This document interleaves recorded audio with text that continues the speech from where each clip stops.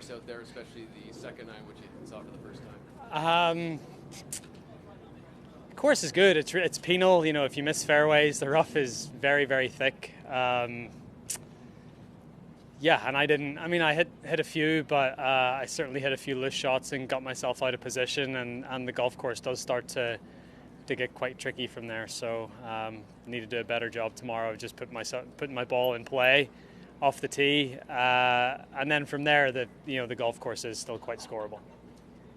Rory, after the last 48 hours, how refreshing was it, if anything, to get back to golf and just lose yourself in a round of golf? Yeah, it was good. You know, Rosie and I said, all right, no chat until lunch, so that we can actually concentrate on what we're doing out there. So we started to get into a conversation walking down the first, and we're like, no, let's stop this. Let's just focus on our golf and wait to say what we want to say when we get inside. So it was nice to play a round of golf and, you know, focus on something else for those 5 hours we were out there. And while you were out there, was it?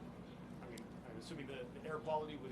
Did you notice it? Hard not to. It didn't feel quite as bad as it was on Tuesday, I guess. But yeah, it hasn't been. I didn't feel it that much today. Roy, how is your energy level after the last 48 hours and the various meetings and phone calls and interviews and everything you've had to do? You know, I got a good night's sleep last night.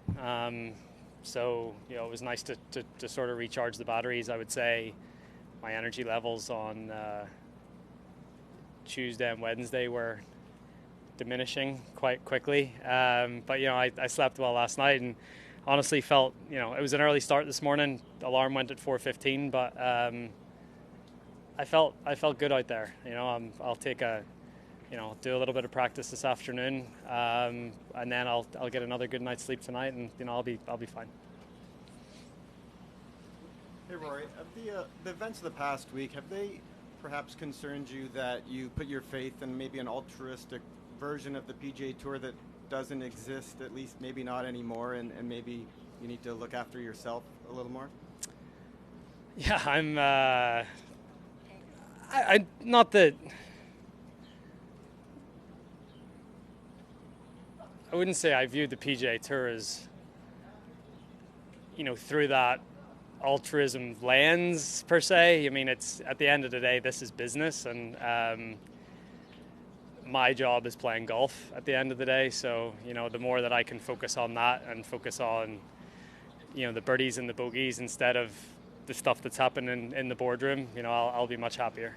Do you have more pressure on the golf course or off right now? Off. The most uncomfortable I've felt, I'd say, in the last 12 months was my press conference yesterday.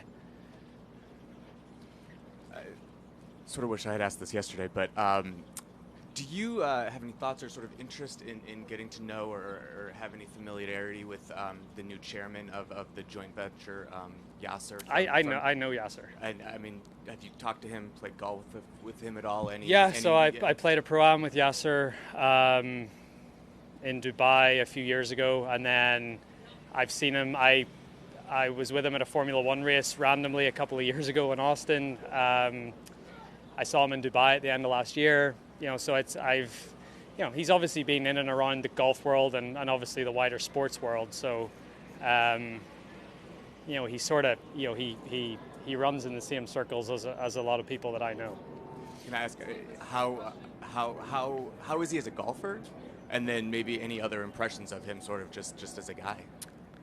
I would say he's an avid golfer. I think he really does like the game of golf. He likes playing it.